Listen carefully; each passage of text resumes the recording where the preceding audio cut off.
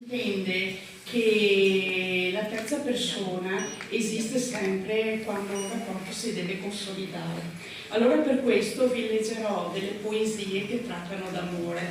Si tratta di un amore a tre, quindi ci saranno delle cose da capire che probabilmente si sottintendono e devono essere anche spiegate. Io non voglio tediarvi con le spiegazioni di ogni poesia, quindi ve le leggo e basta.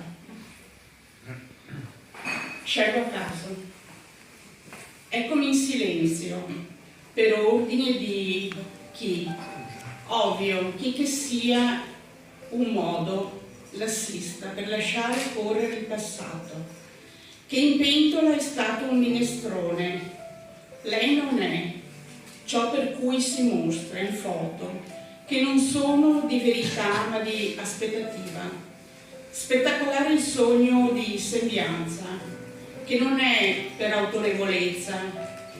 Spaventato lo so, dico tanta bellezza, incontro la mia Podesta. Podesto è entrato musica d'altri tempi, spingi il pedale a tavoletta, cattedra. Lo so, è difficile, particolare da capire, ma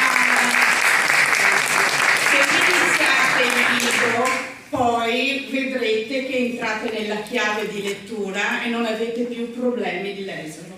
Il più delle volte bisogna dare spiegazioni con sinonimi alle mie parole, perché non sono comprensibili subito a tutti, non è così facile per tutti. Qualcosa che mi sembra di consuetudine. Egli, eccolo, che si presta nel mentre dilani alla preda. Boccone amaro, come una verna, mi scelgono. Con tanta astuzia è indispensabile. Per un pronostico tutto di coerenza, coesione, da parte di tutti, perché non sanno il segreto, l'attrazione verso di sé. L'appoggio è l'insolita preghiera. Io costrutta mi pento del mio volgere il capo verso un apostrofo tolto. Eccoci.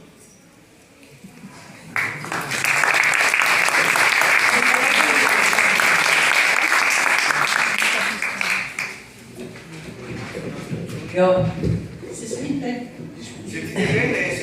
Il microfono va sempre regolato, ma al bastone di Mari il poeta si può gestire come vuole per quello.